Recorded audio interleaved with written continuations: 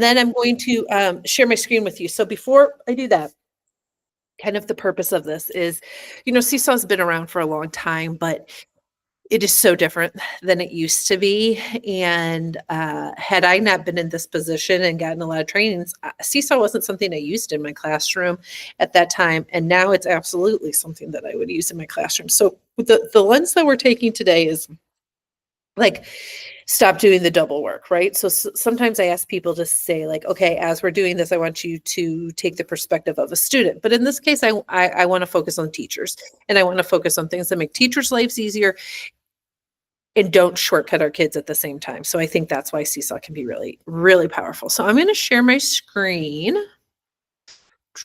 Ooh, I have a lot of tabs open here. Okay, let's try this one. We shall see. Can you see that where it says SeeSaw? Okay. All right. So the thing that I'm going to highlight today is, I think the thing that we've gotten the biggest like oohs and ahs over, people didn't know it was there. It can make your life easier. And then I'll give you a little parting bonus tip gift at the end, and then we'll take it from there. So one of the things I really want to point out in today's PL is the fact that SeeSaw also aligns with Benchmark Advanced if we tell it to. So that's the pathway we're going to go. So once you're in SeeSaw, and I would encourage you open SeeSaw in a different tab, and then just follow the same click path that I'm going to, so that you can make sure that you can get into, and you'll know exactly where all these things are. So the first place I'm going to go is just from the SeeSaw. Here's your SeeSaw homepage, and then I'm going to go into Explore Libraries.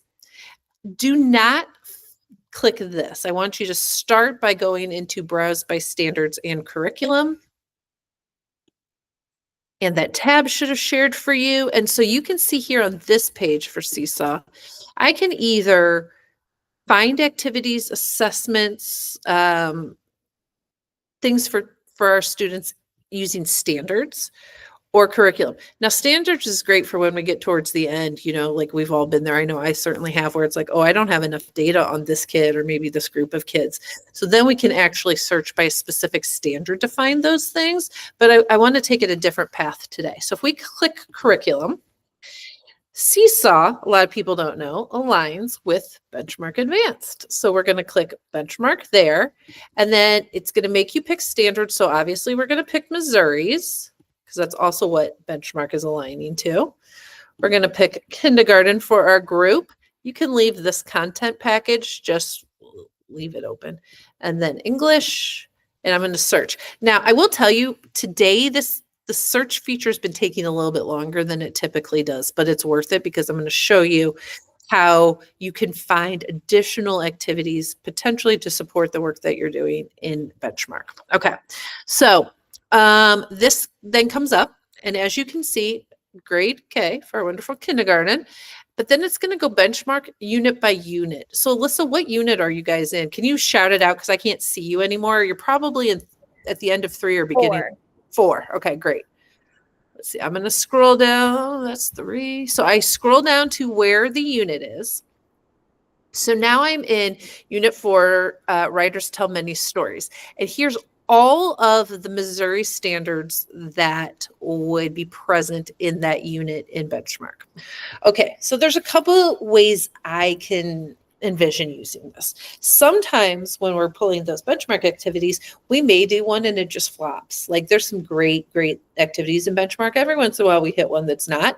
So you could, when you get to that activity again, it could be something like, oh, I remember the last time that was a flop. I'm going to go in and see what SeeSaw activities could support and give me data on that same standard, but that might be better for my kiddos. So the easiest way the way that I like to do this is, like, when you're in your PLC and you're looking at what you're going to cover and have those conversations based on data, then I like to go to the unit, and let's pick this one, because I know that this is a big one. So the standard is all about retelling main idea or important facts from a story. So if I click here, it now is going to bring up everything that SeeSaw offers. You can see there, anything in blue is a clickable link that SeeSaw offers that supports this standard in Unit 4 of Benchmark. So you're in benchmark and maybe you have a group that needs some additional practice. This would be, rather than like creating that from the get-go, this would be an excellent space to go to for that, because we could use that standard and we could find additional things. Maybe the data is inconclusive. Like it's, it's telling us a few other things. Well, we could go ahead and assign another one of these to kind of see like where that trend is going. So I'm going to click this first one, and it will also tell you like, hey, assessment. Here's templates. It will tell you what they are, which I like that too. So here is a like social emotional stories activity that is still linked to the standard. So I do like to see that, because it reminds us that so much of these standards occur in other places outside of ELA too. But let's click this one. Should be taking us to a new tab. Okay, so I just clicked this. Now what you can see is, if I go down here to the assessment, one of my favorite things is now SeeSaw has this, you could present it to the class. So if you use SeeSaw all the time, or you don't use SeeSaw all the time, you can do a few of these activities like on the board as modeling activities. These activities are going to show kids how to use the tools in SeeSaw as well. So rather than having to be like, oh, I've got to teach them these skills to use it, just doing a couple of these things, it doesn't have to be an assessment, it can be an activity. All of that you can use for modeling. Can show them some of those things as they learn. So here's one. Directions will always be able to be read to them. So I know that that's important. And this one, they're going to listen to story and ask a question. That's the main idea of this. So they're going to listen. And then what's one question that you could ask about the story, Andy the ant? What I like about this is you can see this is a microphone. This is going to be a audio response. I could change this. Any of these are editable. So let's say I don't want this to be, I don't want them to just speak what they want, because then I have to go in and listen to them all. So maybe you want this to be a text. Maybe you want this to be a video. Maybe, I don't know, but we can easily change this, save it, and then we have a customizable assessment that starts from the one that they already gave us, which is what I love. So you would just go through these with your kids. Again, they do a few of these as class. Look, here's a multiple choice. There's drag and drop. There's matching, all sorts of things. The great thing about this, though, is if you are assigning anything, activity or assessment in SeeSaw from the SeeSaw library, it will, unless it's an extended response, it will grade it for you. So again, talk about stop doing double work. All you have to do is assign this. It shows up for them. They can be very independent in completing this. I love to think about these things like when we have subs, and we know that sometimes that looks a little different, and we still want them to have quality activities, but that they can do independently. SeeSaw is a fantastic option for that. Think about your morning work, and I'm going to show you the little parting gift, which is something I'm going to show you can be used for that, or early finishers, any of those things. But yes, you are more than welcome to create an assignment or an activity totally from scratch. But this is just kind of getting us into using SeeSaw again. And a lot of times we don't need to, because they have so many things. So all I did was choose assign. I'm going to click the class that I want to assign it to. And remember, in SeeSaw, you can also create small groups. So you could assign this activity to one child who needed it, maybe to a small group, maybe to the whole class. You're going to fill out all of these things. People always ask me, why would you ever want this activity to repeat? I think for something like this, it's going to be when we're gathering data. Like think about fluency data. Maybe I would want that student to do the same fluency activity for 3 weeks in a row to see if there's any growth that I can see. That would be really powerful to take to a conference or a red meeting or something like that. It's going to align it with Missouri, but if we click all standards, I can go over here and I can click Lindbergh. Oh, actually, for yours, you're going to do these pre-KK custom standards. I don't know why they separated yours out. We're going to do K. And then I can just do whatever subject you want. I'm just going to pick math for right now. Oh, okay, maybe I'm not. But let's just do all subjects. Okay, so great. So then I tag the Lindbergh priority. These are only Lindbergh priority that also do this before I assign it.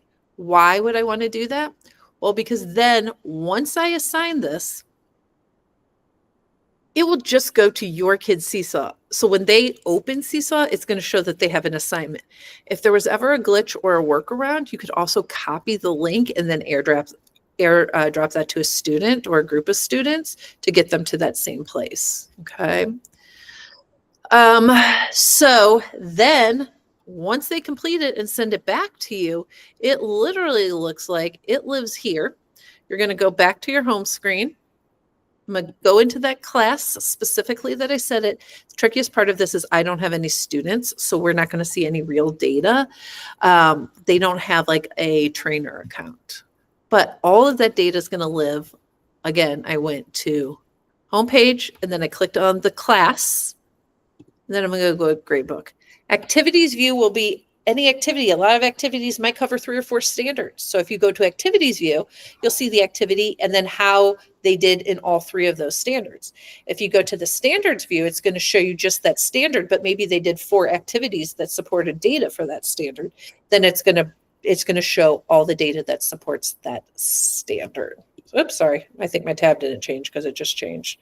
So that's kind of what that looks like. Again, it's a little tricky. I would love to come over sometime and like have you pull up your data and really look at it so that we can dive deeper into some of those the different data views. All right. Last but not least, before I stop recording and see if you have any questions, here's your little bonus. Explore libraries. You're going to go there. And then you're going to click, hopefully you see this December classroom dailies. I'm going to click there. I'm going to go into kindergarten. These are like things that they can do all year long. So every month has one, and then it's broken up into 4 weeks, and they do follow like the seasons, the course of the year, things like that. But what's really great about these is you have one for every single day. But a lot of times the things that it's going to review are going to be, did I put kindergarten on this? The things that it's going to review a lot of times, especially in math, are like some of your spiral skills. So think about things like early finishers or morning work or the kid that just likes to go deeper with a couple topics.